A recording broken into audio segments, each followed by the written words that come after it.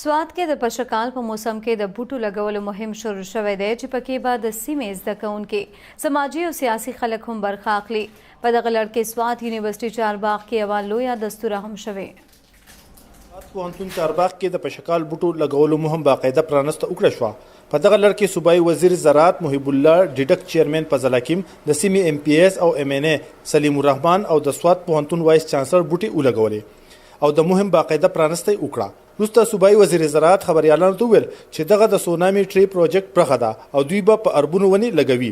ټول پاکستان کې موږ تقریبا 10 ارب بوټو هغه موږ لانچ کړی دی ان شاء الله او د اګریکلچر ډپارټمنټ خپل یو ډومین دی هغه په خپل ډومین کې لګیا دی هغه پلدار بوټي نالي او فورست ډپارټمنټ چې کوم دی هغه مطلب چې کوم موږ د ځنګلو او زمونږ د کم مطلب چې سیزن سره او د کم حالات سره فټ دي کی حالت کې هغه د شجرګاری مهم جاری وي.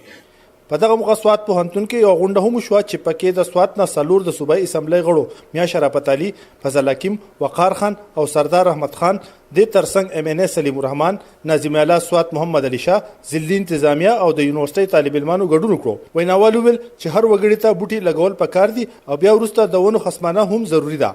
بدقسمتۍ نه د 15 کاله کې د فارست ډیر زیات ډیفارسټیشن شوی دی نو اوس دا بیا واپس ډیفارسټیشن کول دي بیا واپس فارست لګول دي نو هغه کې مونږ کوشش دی یونیورسيټي لکه مونږ د حکومت سره هر د محکمې دي مونږ د ټولو شکرګزار یو. بوټی چې دی نو دا د ځمکې د پړپوسانو کردار ادا کوي. بوټی اکسیجن پیدا کوي. بوټی د باران یو ذریعہ ده. بوټی د فلډ او د طوفانونو د مخنیوي یو ذریعہ ده. بوټی د خلکو د ذریعې معاش یو ذریعہ ده. بوټی آبادی ده د علاقې. د پشکال موسم شجرکارۍ مهم کې د پوهنتون زده کوونکو هم برخه واخیسته او بوټي ولګول.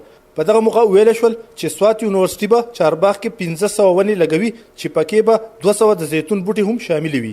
د ماحولیاتو پوهان وایي چې موجوده وخت کې د موسمیاتو بدلون نقصاناتو نه بچ کېدو لپاره زیات نه زیات بوټي لګول د وخت ضرورت دی.